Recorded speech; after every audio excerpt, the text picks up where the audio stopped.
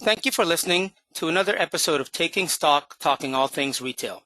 In today's episode, Ross Elliott, Chief Strategy Officer of TrueCommerce, and Arvind Gupta, President of Jesta I.S, will discuss how drop shipping helps retailers manage elevated demand. Ross Elliott, one of the founders of TrueCommerce, leads the overall product strategy and development of TrueCommerce. Ross has extensive experience in supply chain operations, commerce network, and software product strategy. Arvind has built and implemented retail-focused ERP solutions for global Fortune 500 companies. Under his leadership, Jesta has been ranked as a top 20 software vendor, and in 2021, he was recognized as one of the 10 most promising technology leaders by Industry Era magazine. With that, I will pass it over to Arvind to start the conversation about how drop shipping helps retailers manage elevated demand. Arvind? Thank you, Norbert. Good morning, Ross. How are you doing this morning? Good morning, Arvind. I'm doing great. It's great to see you again. Great to see you likewise. So, Ross, in your decades of innovating and actually, quite frankly, evangelizing the networks, supply chain network for your customers, many of whom we know have been great global retail brands, and helping them connect with the suppliers on the other side, I'm sure you have seen it all. But for our audience today, perhaps before we go deep into the so-called demand search for drop shipping, perhaps you could help demystify it just in a plain layman's language. Just explain us for our audience, what does drop shipping actually mean? That's a great question, Norvin, because it's unfortunately in many cases one of those technologies that is in the eye of the beholder. Means different things to different people. But I think quite simply, if you took an example of buying something from Amazon, I go on to Amazon's website, I enter in the things that I want to order, and it shows up at my doorstep. Now, the mysterious things that happen behind the scenes is where drop shipping comes in. Oftentimes, the Amazon folks may inventory that in their warehouse, and they may do the fulfillment of that order themselves. More often than not, they simply send that order on to whoever was the original manufacturer of the goods, and they ship it directly from their warehouse to the customer, cutting out the inventory, the distribution center, whatever the actual seller might be involved. So it's taking a step out of the overall supply chain from a fulfillment perspective and shipping something directly to a consumer from either the person that stocks it as a distributor or the person that manufactures it. I understand your point you make about dropship as a customer. As I'm a consumer, I expect it to come to my door, notwithstanding who is the shipper, and sometimes shipper may be just the supplier or the manufacturer himself or themselves. So does it matter if I'm a customer or a business? Does it change anything, Ross, in your mind in terms of the drop shipment aspect thereof? You know, Arvind, I think there's a couple of things that change, but most specifically, it's around the overall life cycle of customer service. Where dropship can get a little bit dicey is the time that the ownership of the product changes hands. So let's take that same example. I am the retailer. I take an order, but instead of shipping from my stock, I hand that order off to the original equipment manufacturer, and they ship it directly to the consumer for me. Well, and something happens. It gets damaged. It gets lost. It's not the product that the customer actually wanted when it arrives, and we have to do a return, a damaged goods, something like that. That can get a little bit more tricky for the retailer at that stage of the game. And so good controls around when and where and how that product actually changes hands from a legal ownership standpoint can become important. Not important if it's a small value item, but very important if it's a large value item where writing it off from a damage standpoint can have a material effect on somebody's financials.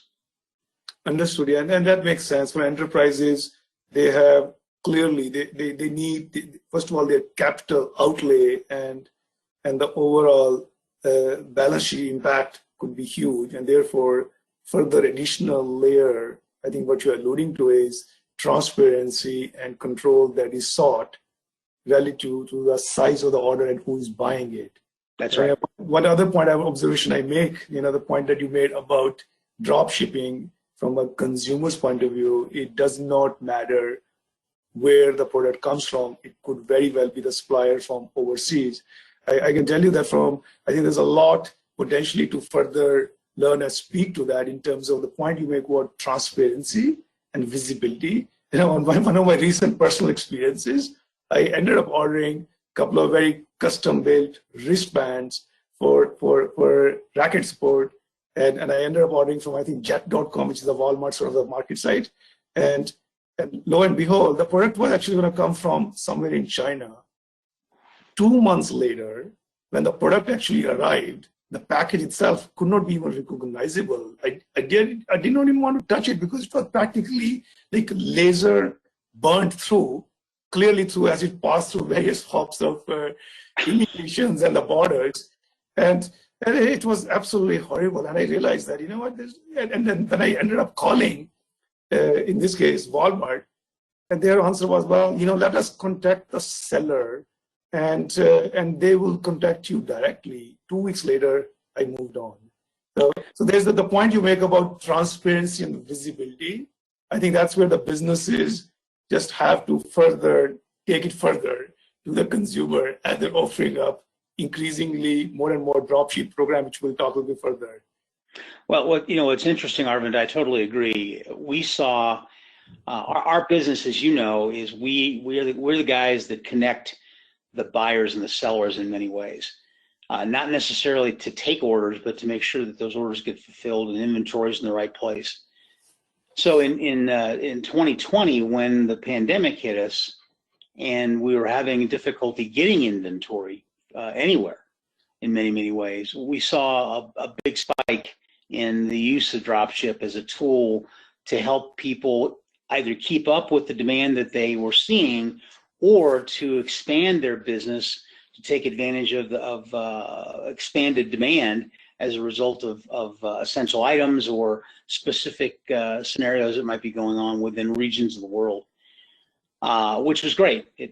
What it did is it provided the retailer an ability to extend their overall product assortment without necessarily building more warehouses, buying more rack space, putting on more employees. It allowed the manufacturer, the supplier, if you will, to extend what they were doing with their product further than they might have in the past by virtue of acting like a partner to the retailer. So it was a win-win situation on both sides of the equation, and the ultimate winner was the customer because they had a one-stop shop. You think about customer behavior, there's a reason why big box retailers stock a bunch of easy to grab items right at the checkout, right? You find the magazines, the candies, those kinds of things. Well, and that's a large part of what people may be using dropship for in the future. Is I want to continue to have that available to my consumer from a direct-to-consumer perspective, but I, as a retailer, I don't want to stock that. It either might have a short shelf life, and I don't want to get involved with it, or whatever the case might be. Dropship helps overcome that. Yeah, that's a great point. So in you refer to pandemic and the surge in demand. Clearly, with the overnight, some of the supply chains getting stressed, and as supply chains are, inventory, especially with the let's call it the surge and the hoarding that inevitably happened at the early stage of pandemic, where everybody from toilet paper to the pasta cans to the beans and such, the shelves are getting emptied out before you know it. But then it seems like something suddenly clicked back into action. Kind of what I think you are alluding to is, come April, May, or June, certainly everything was certainly available. It was certainly like there was never anything that went away. And it's some like, it was almost even more easy with the digitization. So not only every product that we were used to getting access to, they were available, it was even more convenient. And I think that's where kind of the dynamic you kind of alluded to, that businesses tapped into into the investments that they may have made, for example, into technology like yourselves, and then reached out to perhaps their suppliers as the demand was suddenly spiking and they were finding low inventories in their own four walls, that they were able to somehow spin up these networks to get product directly coming from those suppliers and be available to their customers. However, now in that context, Ross, what advice would you have for small, mid-size, multi-brand or single-brand companies, or who are distributing, who are working with a network of smallish suppliers who may not have those capabilities? So Arvind, it's a great question, and I don't think there's any one specific answer. I mean, obviously, there are people like our two companies that are in the market out there to help facilitate people doing dropship more effectively, even if they're small and mid-market size businesses. So one thing would be to find a partner like Jesta or TrueCommerce that can help you enable and empower a dropship program. The second thing might be to work with a third-party logistics provider, because there's any number of 3PLs that have pivoted, if you will, during this time to really providing the back-end infrastructure from a technology and automation standpoint to do the facilitation and the fulfillment of those kinds of dropship orders.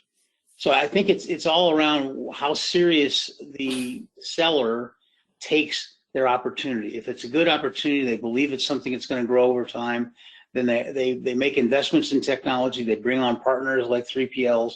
They build out the underlying infrastructure necessary to do this more effectively, and it empowers their future success.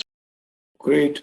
And a couple of other coming from that, other thoughts popping into mind. So if I'm a supplier, and I understand your point that it's basically a collaboration, it's enablement and build out competency even for smallish, mid-sized suppliers, and getting them onto the program and getting them to have those prowess to be able to take those orders from whoever the customer may be on the other side, and then have ability to pick back and ship those orders either through their own competency or working with the 3PLs, if you will. But if I'm a supplier, how do I factor in this elevated demand signals that clearly are coming in? You mentioned that demand is surging. So now previously I'm used to taking these orders 3 to 6 months out and then preparing and producing and ultimately shipping to those pre-commitment orders to now this continuous, let's call it evolving demand. So any thoughts come to your mind, Ross, for those businesses as to how do they plan their own sort of production and inventory? That's a great question, because it is sort of very different than the model that has been there forever. And you now almost have two different ways of anticipating demand. You have one that's historical. I know what I did this time last year. I know, what my seasonal demand might be in prior seasons, and I will predict what my demand might be this year based on that. And the other might be simply somebody telling me what they believe the demand is going to be, so that I can anticipate ahead of time. So it's a matter of rethinking or adjusting your overall demand sensing capability to book it around both of those, because both are appropriate. If you're a retailer with stock in the store or in a DC, the traditional means still apply. If I then add onto that my dropship program, those demand signals are different and need to be thought about differently. Got it. So one of the last questions now is, if I am going back to my point, I'm thinking that opportunity, especially for businesses beyond just Amazon, Walmart, Targets, and such, more mid-sized businesses is huge. So if I'm a mid-sized business, I have an e-com, because without that I will not be in business anymore. I have some brick and mortar channel, and I work with the suppliers either directly or through some, let's call it, third parties. And I want to now begin to really accelerate and start looking at opening up the dropship programs with other complementary or existing vendors or additional vendors. So what are the first 2-3 things you would recommend they should do? before they go right into this, please? So another great question, and I think a lot of it depends upon the retailer themselves. But if I'm a retailer and I am in, I just went in. My wife went fishing in Alaska and brought back 50 pounds of salmon and halibut, and we're going to be eating well for some time to come. But the point was, we went to an outfitter that provided the type of foul weather clothing that she needed and everything else. I want to go to one place in a perfect world, because Amazon's taught me if I can go to one location and I can fulfill all the needs I have at one location, then I win, because it saves me time and energy, and sometimes even saves me money. So the need there from the retailer is analyze your market niche. Determine, are you in a market where that type of one-stop shop makes sense? If it makes sense, then go through and do a process of analyzing what of those one-stop shop solutions I already have in my product mix, and which ones I'm not, and which ones I'm lacking. And then if I'm lacking anything, what are the premier providers that I want to partner with that'll make sure that my brand equity is maintained with that customer? Because regardless of whether I'm drop shipping it or not, the customer is going to look to me for meeting the customer promise. Is it a good product? Did I get it there on time at the dollars that I suggested? Not like the story you just suggested, where things just, either didn't show up, or when they did show up, they were so mangled that they would be beyond recognition. So identify your market niche and identify your readiness for that, and determine who your partners might be. And I guess the second piece of that would be, once I've got my market niche identified, I know who my partners need to be, and I've negotiated how that works, make sure that the infrastructure is in place, both on my side of the equation and on my supplier's side. Because as we talked about before, it's a two-way street. I have to be able to fulfill an order with the help of my supplier, but I also have to be in a position to take returns, do adjustments, all those things that when things don't go right. Because as much as we might like to have 100% of everything go correctly, it ain't going to happen. And so you need to plan for those occurrences, hopefully very rare occurrences, where I have to do something out of the norm. Yeah, that's a great sort of roadmap for our audience, for businesses, for people who are advising these businesses, to keep in mind that, while strategic aspect is critical, which you kind of alluded to, that know your market, know your brand equity, make sure that you do enough research. But perhaps the most critical part, I think, maybe if I may underscore what you kind of alluding to, is the infrastructure and the ability to execute onto the plan, while making sure that customer is always going to be the center stage. And no matter how you do it, as long as you deliver it, not only just delivery of the initial journey, but the backside of that, hey, what happens if the customer wants to do return? But that'll be a different topic for the next conversation. But I think other point I would also mention is that I think what you alluded to is organizations have to have their own cultural shift perhaps as well. They need to recognize also that customer is the customer, and doesn't matter whether the product is their own product or coming from a supplier. If you are a CSR, you got to be trained to be able to appropriately provide consistent brand experience that your customers expect to get from you. With that, I will say once again, Ross, thank you for sharing your thoughts. Always great to connect with you. Perhaps next time we'll have our audience pick up your brain for the reverse logistics aspect of this whole dropship, and what are the mangle there is perhaps that is still out there to be unmangled. Thank you, Norbert. Thanks, Arvind. Thanks, Norbert. And thanks for the audience. Great time. Thank you very much. Thank you for listening to another episode of Taking Stock, Talking All Things Retail. In today's episode, Ross Elliott, Chief Strategy Officer of TrueCommerce, and Arvind Gupta, President of Jesta I.S, discussed how drop shipping helps retailers manage elevated demand. We hope you enjoyed their conversation, and will contact us if you have any questions or comments. Please enjoy past and future Taking Stock, Talking All Things Retail podcasts on this channel. We appreciate your loyalty.